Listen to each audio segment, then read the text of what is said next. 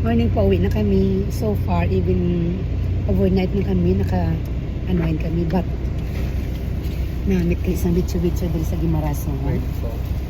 Arihan, tilaw ka, no?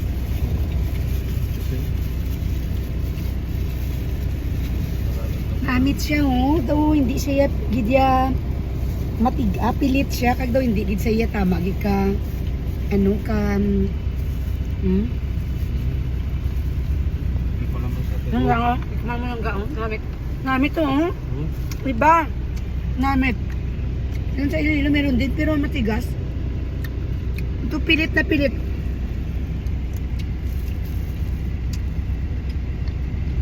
Bumili kami ng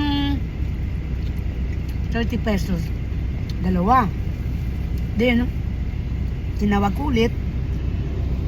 Nag-add ako ng 50 pesos. Ginawa niyang 4 kabilog. Namit, Tama, ha? Ano na yung malingga? Wala, puro lang ito isang.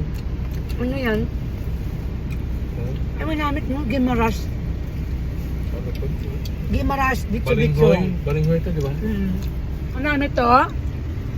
Ha? Puro pilit.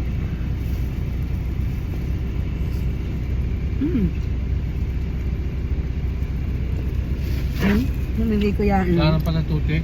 Hindi na. Bukas na kunin man. Ano? Hindi ako nabusog doon ng breakfast. Namat, no? Walang seafood yung ano, pansit. Ito puro malang vegetable. Manok.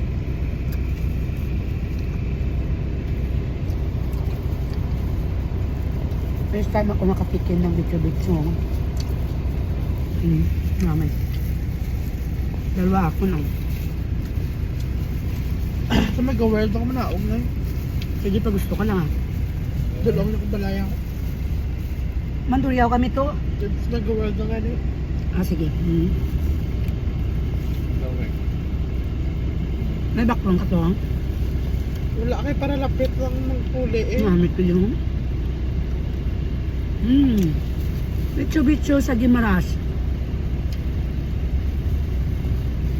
Ang laki pa. Kakaumok. Agdamo pilit.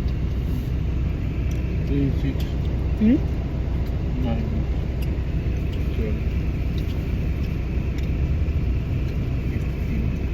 Dito nyo lang ito mabili. Magsakay ka mo ba sa barko. Dito sila nagatinda.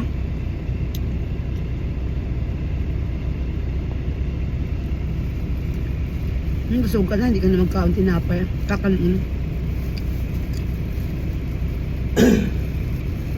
Nagkok ka. May tubig din dyan.